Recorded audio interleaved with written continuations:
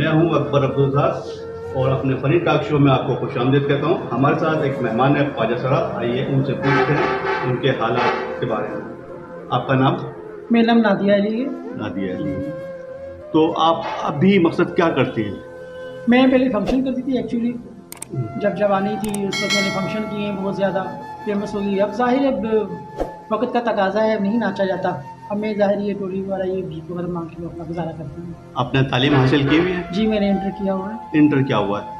तो आप जब स्कूल वगैरह जाते थे तो वहाँ पे कोई आपके ऐसे हालात जो आपको पढ़ने में दुश्वारी आई हो?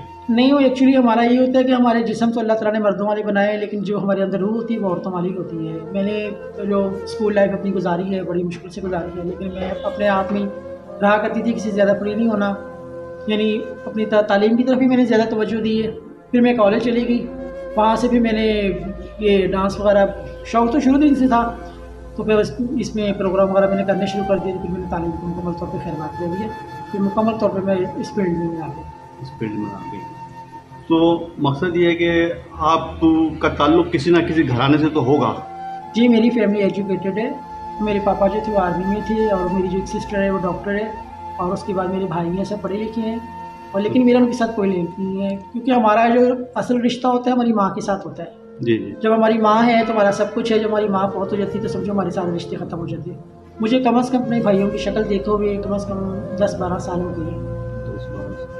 नहीं तो मकसद आपको बचपन में, जाहिर सी बात है आप एक नॉर्मल घराने में पैदा हुई होंगी, आम फैमिली जैसे होते हैं, फिर आपको वहाँ से आपको दूसरी जगह जहाँ के आप अपना कहते हैं कि हम अपने जैसे लोगों में चले जाते हैं, तो वहाँ से आप वहाँ कब पहुँचे?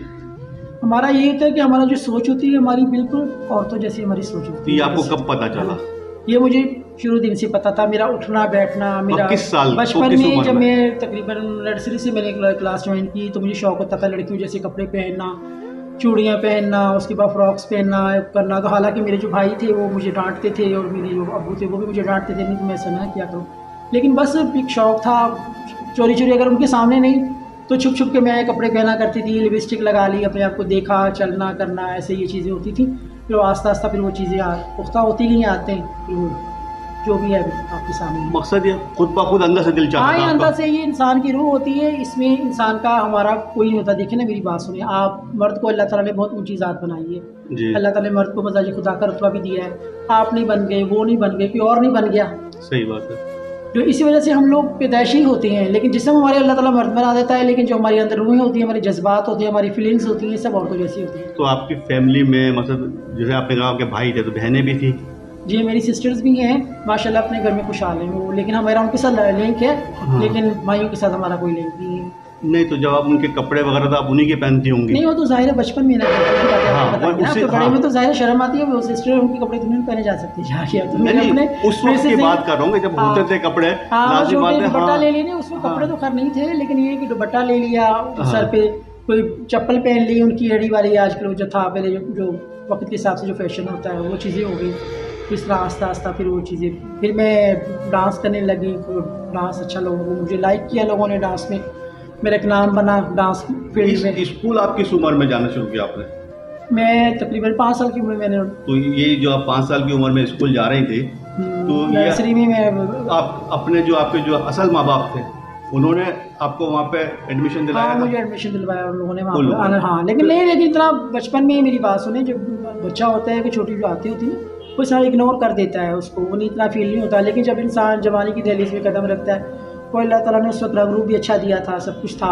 मैं तो लोगों ने ये पूछना चाह रहा हूँ कि आप अपने घर से किस उम्र में निकली थी? क्या आप यहाँ से निकल के जैसे अपने जैसे लोगों में आप चले गई? मैं जब कॉलेज में पढ़ती थी ना, तो उस वक्त कहने में उसका वहाँ पे फंक्शन था एक, तो हमारे साथ ही ख्वाजा सरा का डेरा था, घर था वो, तो उन्होंने मुझे इन्वाइट किया, बुलाया। जब उन्होंने मेरा डांस देखा तो उन्होंने कहा भी आप करो ये फंक्शन, तो मैंने वो फंक्शन किया, तो लोगों ने मुझे बहुत लाइक किया वहाँ पर। तो फिर जाहिर है कि स्टडी की तरफ मेरा ध्यान कम हो गया, इस फील्ड की तरफ मेरा ध्यान ज़्यादा हो गया, तो मैंने भी वो तकरीबन उसको खैरबाद कहा, तालीम को छोड़ा। फिर जब घर वालों को पता चला कि भी ये इस फील्ड में आ गई, फिर उन्होंने बहुत डांटा, बहुत मारा मुझे। लेकिन बस जब हमारी एक फील्ड बन जाती है तो फिर हमें जितना मर्जी कोई रोक ले, कोई टोक ले कर ले, हमने तो फिर अपने जैसे लोगों में ही जाना होता है। मुझे खुशी उन जैसे अपने जैसे लोगों में मिलती थी। मकसद इंटर तक आप अपने वालिदैन के साथ रही हैं? इंटर तक मैं रही हूँ अपने वालदा, बाद में भी मेरा राब्ता रहा है उनके साथ, आती जाती रही हूँ। जब तक वालदा ज़िंदा रही उस आती जाती रही हूँ। जब वालदा फौत हो गई फिर मैंने आना जाना ख़त्म कर दिया। मेरी वालदा को कम से कम 15 साल हो गए फौत हुई, तो उसके बाद फिर मैंने आना तो ख़त्म। कॉलेज में कभी आपको कोई प्रॉब्लम नहीं आई? नहीं, अल्हम्दुलिल्लाह ऐसी कोई प्रॉब्लम नहीं हुई, लेकिन इंसान पे अपने डिपेंड करता है कि जैसे भी इंसान माहौल है। कॉलेज जो आप जाते थे वो लड़कियों के कॉलेज जाते थे या लड़कों के? नहीं, हम ज़ाहिर है हम जो जिस कॉलेज में मैं पढ़ी हूँ वो बॉयज़ एंड गर्ल्स अच्छा, कोई जॉइंट एजुकेशन है, हाँ जॉइंट कॉलेज था वो। जी। और मैंने सोशियोलॉजी में और एजुकेशन में मैंने इंटर किया है।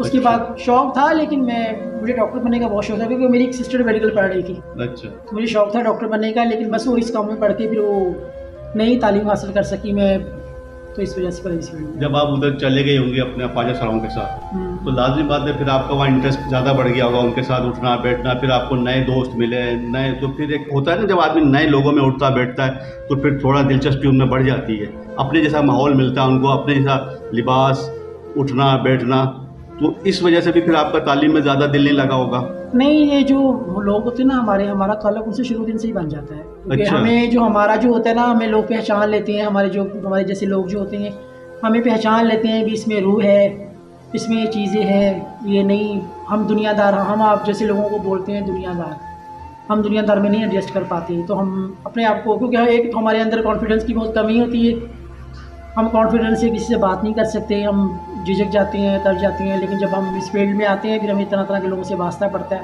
फिर हम ऑटोमेटिक कॉन्फिडेंस आ जाते हैं, हम बात करना शुरू कर देते हैं उनसे। नाज़रीन, हम यहाँ लेते हैं एक छोटा सा ब्रेक। और अच्छा, आप ये बताएं कि ये जो आप जैसा कह रही हैं कि पहले आप डांस वगैरह किया करती थी, फिर अब आपने वो चीज़ छोड़ दी, अब आपसे नहीं होता, अब आप लोगों से जो है अपने हेल्प के लिए उनके आगे हाथ फैलाती है, तो आपको ये सब अच्छा लगता है? आप कोई काम वगैरह क्यों नहीं करते? मेरी बात सुने, अच्छा तो किसी को क्या लगेगा, किसी के आगे हाथ फैलाना कोई अच्छी बात तो नहीं है ना, लेकिन क्या करें, मजबूरी है, खाना तो खाना है ना हम लोगों ने। लेकिन हमें ये है कि हमें माशरा एक्सेप्ट नहीं करता। मेरी जो भी है हुकूमत के नुमाइंदे हैं, गवर्नमेंट्स के हैं, मेरी उनके साथ अपील है कि देखिए हम भी अल्लाह ताला के बनाए हुए बंदे हैं, हमें अल्लाह ताला ने आसमान से थोड़ी उतारा है, हम भी इसी मिट्टी की पैदावार है, जैसे अल्लाह ताला ने उनको पैदा किया वैसे हमें भी पैदा किया है, हमें हमारा हक मिलना चाहिए।